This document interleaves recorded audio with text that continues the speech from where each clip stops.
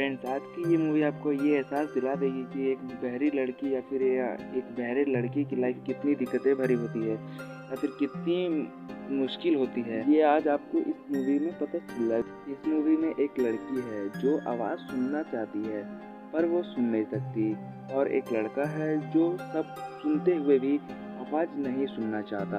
और अगर आपने इस मूवी की एक्सप्लेनिंग सुन ली तो ऐसा हो नहीं सकता कि इस मूवी को आपका एक बार भी देखने का मन ना करे। ये मैं 100% के साथ बोल सकता हूँ, और मैं आपको ज़रूर बताऊंगा कि इस मूवी को आप कैसे ऑनलाइन देख सकते हैं या फिर इसे कैसे डाउनलोड करना है। सब मैं वीडियो के अंत में बताऊंगा। फिलहाल हम पहले इस मूवी की स्टोरी को जान लेते हैं। ये कहानी एक शोको नाम की लड़की और एशिदा नाम की एक लड़के की है। शोको एक स्कूल गर्ल है और ये सुन नहीं सकती। जब शोको फर्स्ट डे स्कूल जाती है और जिस क्लास में जाती है उस क्लास के क्लास टीचर सभी बच्चों को बताते हैं कि ये एक न्यू स्टूडेंट है और आज से ये इसी क्लास में पढ़ेगी। फिर शोको अपने बारे में बताती है। वो अपनी नोटबुक निकालती है और उसी नोटबुक से अपने बारे में बताती है, बल्कि नोटबुक में उसके परिचय यानी उसके बारे में कुछ कुछ बातें लिखी होती हैं। तो उसी नोटबुक से ही वो बच्चों को बताती है कि मतलब उसका नाम क्या है और वो कहाँ से या फिर किस जगह से रहती है। शुरुआत में तो बच्चे उसे देखते हैं और न जाने मतलब बात क्या क्या करते रहते हैं, लेकिन वो उन पर ध्यान नहीं देती है। लेकिन जब लास्ट में शोको बताती है कि वह सुन नहीं सकती तो सभी बच्चे चौंक जाते हैं और तब से ही कुछ बच्चे उसका मजाक बनाते हैं। उस क्लास का एक स्टूडेंट ग्रुप भी काफ़ी परेशान करते थे, खासकर उस ग्रुप में का एक लड़का जो कि इशिदा था। इशिदा शोको की बुक कभी पानी में फेंक देता या फिर कभी उस पर पानी डाल देता या फिर कभी धक्का देकर गिरा देता, लेकिन शोको को लगता था कि उसी की गलती है क्योंकि वह उनकी बातों को सुनकर जवाब नहीं देती है और कुछ बोलना हो तो कागज पर लिखकर बोलती है।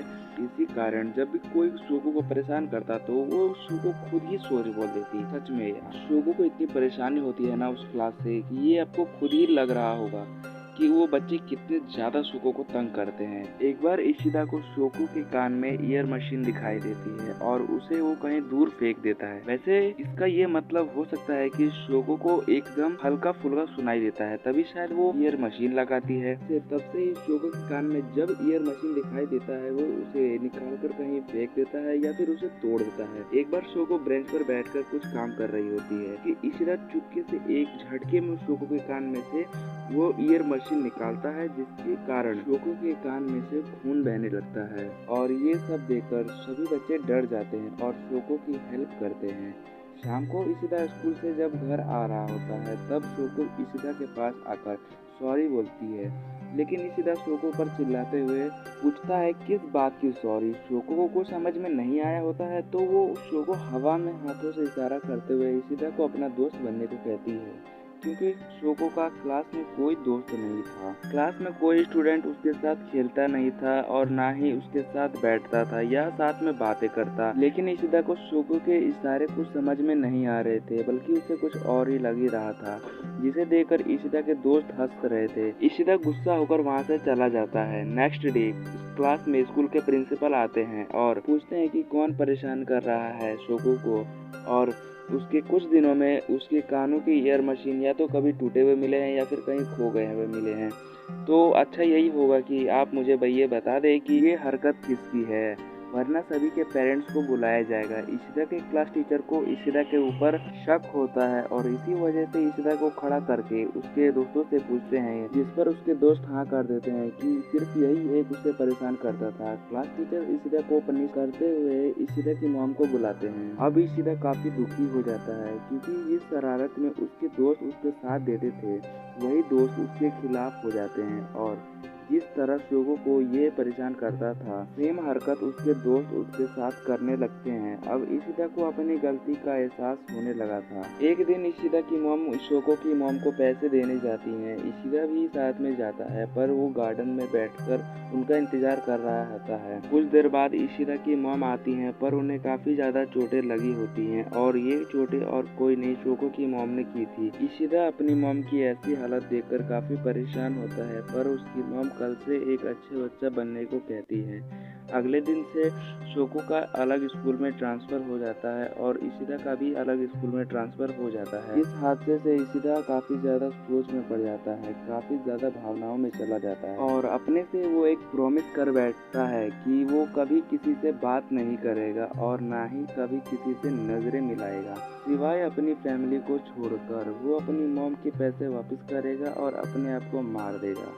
और अब काफ़ी साल बीत जाते हैं। एक समय पर हमें इशिदा दिखाई देता है जो कि एक हाई स्कूल में जा चुका है और इशिदा जिस किसी को भी देखता है उसके ऊपर ब्लू क्रॉस बना दिखाई देता है। और उसी हाई स्कूल में इशिदा शोको को एक बार फिर अचानक से मिलता है, तो उसी हैंड साइन का इस्तेमाल करते हुए शोको से फ्रेंडशिप करने की कोशिश करता है, जो कि शोको ने बचपन में करी थी इशिदा से फ्रेंडशिप करने के लिए। फ्रेंड्स, आगे की कहानी और भी ज़्यादा अच्छी है और इसी कहानी के आखिर में एक ऐसी घटना घटती है जो कि इशिदा ने कसम खाई हुई थी, उस कसम को तोड़ देता है, शोको से जीने का तरीका सीखता है और एक हैप्पी लाइफ जीता है।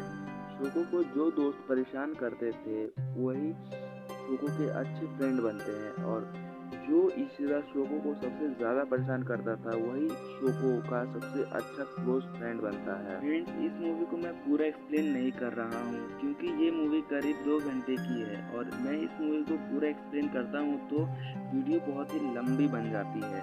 और अभी मैं जितना मूवी के बारे में बताया हूँ ये 20 मिनट की क्लिप को एक्सप्लेन किया है, वो भी मेन पॉइंट के साथ, तो आप अंदाज़ा लगा सकते हैं कि ये मूवी और कैसी होगी। और आप ये जरूर अभी सोच रहे होंगे कि आखिर क्यों होता है कि शोको के फ्रेंड बनते हैं, ऐसा क्या होता है और वो कौन सी इंसिडेंट होती है कि इशिदा अपने से किए गए प्रॉमिस को तोड़ देता है। आप अपने इन सवालों के जवाब इस मूवी को आप लोग देखकर जान लेना। फिलहाल इस मूवी को हम लोग देख लेते हैं कि कैसे इसको डाउनलोड करना है।